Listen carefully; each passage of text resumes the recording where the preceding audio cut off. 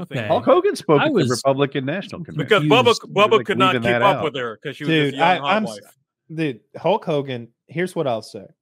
I don't know who's going to win the presidency. It doesn't look good for Trump if I was a betting man, and I am, unfortunately.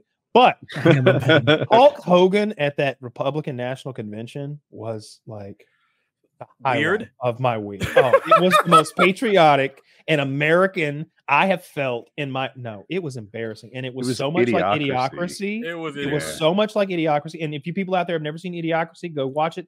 Great comedy. They predicted the future about 20 fucking years ago, and Luke Wilson stars in it. And seeing him rip his shirt off, honestly, I liked it. It was. If it had been like the goofiest thing there, or he had been the least notable celebrity there, oh yeah, we got all those A-listers, and then we got the Hulkster to come out and do the shirt ripping thing. It was cool, but it was like I think Hulkster was the biggest celeb they had, and he was ripping his goddamn 71-year-old shirt off. Dude, all the Hollywood people are libs. Who are they supposed to get? But maybe they should err on the side of not having former professional wrestlers tearing their shirts on screen. Yeah, I feel like they should not play in a celebrity game rather than just lose it badly. Like they always drag out. Scott Baio's coming, Woody. Kid Rock, Scott Baio, Hulk Hogan, Kevin Clint Eastwood. Clint Eastwood bringing him back. Chachi, for God's sake. I have no idea who Kevin Sorbo even is. Oh, Hercules in his legendary journey. Well, you start. Who's the guy who made Lord of the Rings? Peter Jackson. You sir are no true Peter Jackson fan, bro. I'm a Lord of the Rings fan. Out of all the music artists you could get, you got Kid Rock. Like that's sad, bro. Oh, like Ted, who's the guy who pooped himself to avoid Ted Nugent? What? Is that his name? Yeah, the cat scratch fever guy. Yeah, he avoided the draft by showing up covered in feces. Really? Well, pretty gross. Great American. And you know what? If he would have showed up covered in feces, awesome. I feel like they wouldn't have believed it as much. Like he would have had to, because I bet a lot of people were walking in trying to get out of it. Like you know what I'm saying? I'm saying you'd have to do it in real time. Like you'd have to go in there and they'd be like, "Are you ready for war?" And you'd be like, "Go, no," and then you'd have to shit. And then they'd let you. Here I go again. Performance artist. Here I go again, shitting. Like what you're trying to say, if you show up with shit all over yourself, is I'm a whack job out of my mind, and I can't even be trusted to make an appointment. Except for today. I made my appointment right on time today at this location, this government building. I got here and I sat here and I waited for the meeting with you, sir. I made it here, did all that, and yet I'm covered in shit? No, I'd send that guy right to the front line. Shit squad for you. All right, 37B, left door. Like I probably would have pulled some nonsense to not go to Vietnam.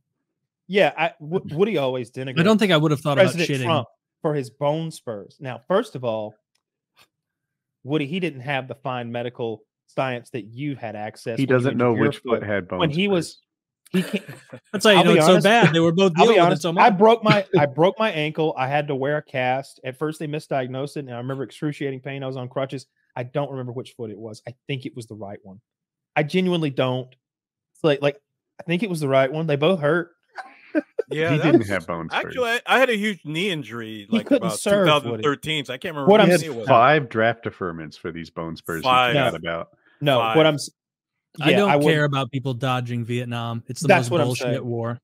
Yeah, that's where I'm heading. Is that like I know that he dodged the war. Yeah. But it's like if they drafted for Afghanistan. Like if someone was dodging Afghanistan, it's like, yeah, dodge that. That's fucking absurd that we're involved in there. Yeah, if they tried to, or if a draft happened right now and they tried to truck, I would be pretty political about where they got to send me to. It's not 1942, okay, or 1941. Like it's not a great evil over shores, imperialistic like empires conquering vast swaths of innocent people and raping and pillaging and murdering. That's not what's happening. So don't send me to some politicized oil war by like at the point of a gun, or I might lose a toe accidentally. You think it's a mistake for his campaign to attack walls as if he was some sort of dodger? Man, I'm not. I think his campaign has made more mistakes than I can count. So many mistakes, bro. I think that I think if you go back to here's the lowest moment of, and I don't want to do a whole political thing because it's not looking good for my team lately, and that's the rules. So it's not fun anymore. Yeah, no, it's not fun anymore. We did 4 hours on politics. Only fun when you're losing. Right? I didn't back down. I took it on that. Well, I mean, we did 4 hours because Hutch was on. Like we would never have done that. If, also did that was a Hutch exemption. Was having fun. It was a Hutch exemption. People get upset also because it was like crazy news, right? That episode was so frustrating. I was having to try and backwards engineer what people were saying because it was so glitchy. I think he'd also been shot, and that was as much news. Big deal, yeah. That's still like crazy to me. No, it's not. It feels like it was 7 years ago. Yeah, like the media doesn't disappear going because it's I surgically removed my ear. When I went to the ER, I had to take it off.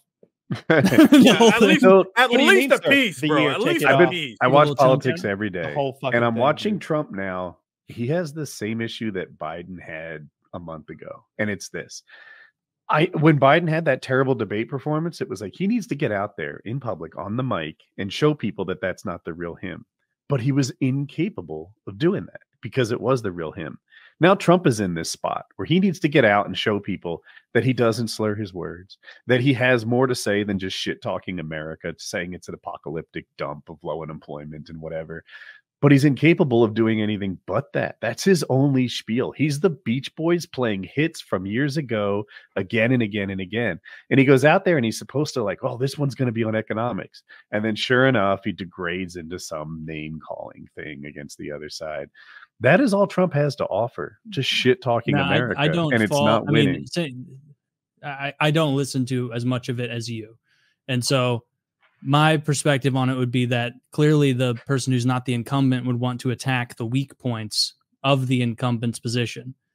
He's so bad at it that Kamala Harris is advertising his rallies. She's sending out emails saying, listen to Trump, listen to him talk, check out the insane ramblings of an old man.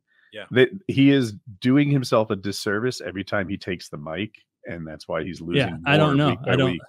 But it does make sense to attack the economy and things because she's the vice president right now. And so like when she does stuff and she comes out and says like, we're going to fix the economy, we're going to do this and that, it rings a little hollow. Apparently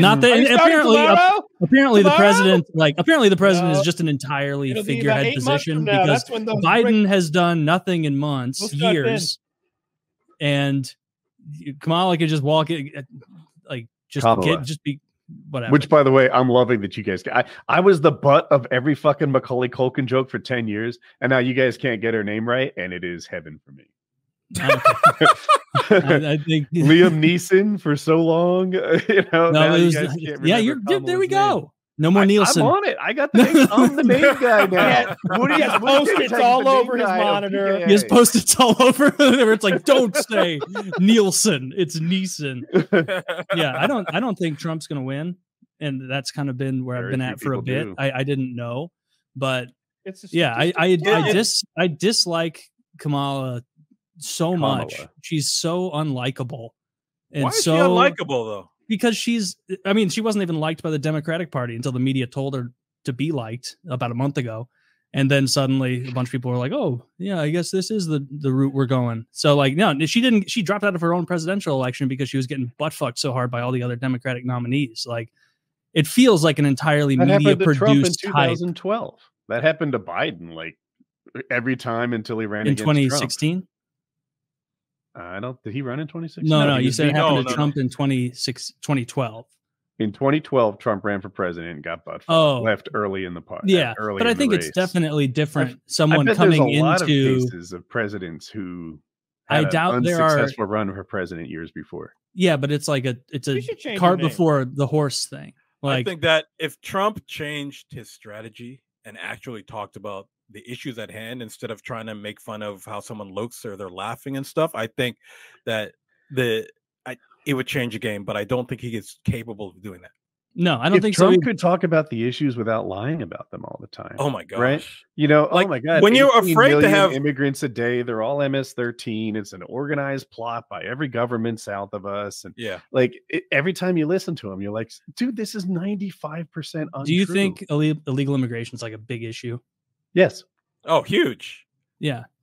But you agree that like it depresses middle class wages, it raises the cost of housing, it depresses lower class wages even more, right? That is the big and middle and upper middle now that you have H-1B visas coming over and such. But it didn't help illegal immigration, but it didn't help that the GOP any kind of immigration. It didn't help that the GOP came out saying certain people said not to solve certain immigration issues or vote on certain policy because they wanted to use it now as a tool for the getting elected. Well, you know what I mean? That's a level of different like cynicism, though. Like I would say the reason they shot that down is that like proposed, bipartisan thing was that it didn't actually solve the issue at hand. But it hired tons of judges to handle the asylum issues. It hired tons of border agents. Yeah, tons of judges. It did a ton of great things for him. It was the most conservative immigration bill we've seen in like 40 years. It was spearheaded by a Republican from Oklahoma, Ruby Red over Oklahoma. There have been way more conservative bills. And then Trump took credit for killing that bill. Because in his mind, and in the mind of many people who are serious about shutting down illegal immigration and the border, it didn't address those issues. But it's bad aesthetics, though. It is not hiring border agents, not hiring judges. I mean, if they were concerned about it, they would have given us. They could have given us what $8 billion in 2017, 2% of what we sent to Ukraine, and we could have built that whole. You remember that news cycle where it's too expensive. You leave Ukraine out of this because I disagree with you on that one. I know Ukraine's a blast lately, man. Ukraine's taking Russia. Ukraine war! Let's agree on something, Woody. Let's fucking shit on Taylor. Shit on Taylor. Miles of Russia they've taken. Ukraine just released 30 robot dogs into the battlefield. Yes, the robot dogs are in service. Now, is this practical? It doesn't matter. It doesn't matter. We've released 30 dogs from Lockheed Martin, 40 mil a pop. It was wet. Is that how much they cost? It never is. I don't know. The drones are something Ukraine's making themselves. Like that's if there's any weapons of war that Ukraine makes, it's this drone stuff. That's where guerrilla warfare at this point, right? I saw a video last week. No, it is not guerrilla. They've invaded pretty front line. What does drone mean nowadays? From 40 years ago. But look at how many. Look, even Trump was tricked by the Kamala airport one, right? Like, and that was obviously real, but he was still posting that was fake. Like, dude, everything he says is a lie. Yeah, you have to. I don't know if he was tricked or just lying. No, I would imagine probably fucking tricked because he's a 80-year-old man, and I can't imagine any of them doing well parsing the AI versus real things unless it's like beyond obvious with multiple fingers, and even then you see people going for it. Yeah. It's going to become like it's going to be a real skill to be able to look at something that's AI and be like, no, that doesn't make sense. And eventually it's not going to be things like too many fingers. It'll just be like, you'll have to be like, no, that's not how this would have looked. A person wouldn't have been wearing that. That person looks too close to the ground. They're not sitting naturally. Like, it's going to get so difficult to suss through the nonsense. And there's no, like, what's the good thing that society gets from this? Like, it seems like it can only be used nefariously. Well, like what? Faking politicians into things, faking random people into stuff. Like about AI in general or AI pictures? Oh, the AI pictures and videos, like AI as a whole. I'm sure there's a lot of uses, but like the whole like, hey, we're getting 100. Yeah, AI still can't tell you a fucking build order on Age of Empires 2, but it can show a hyper realistic picture of Trump shaking hands with Coney 2012 or like whatever. Like, but that's part of the reason why the big writers' strike and actor strike happened, right? Is because they were they were getting extras to sign over their face rights so that they could put it on AI instead of hiring extras later. That was a big thing that they were putting in the contracts and everything. So it's becoming a real issue right now, bro. Then they got off the writer's strike and gave us 10 years of the most poorly written television and movies of the past half century. That happens. What you gonna do?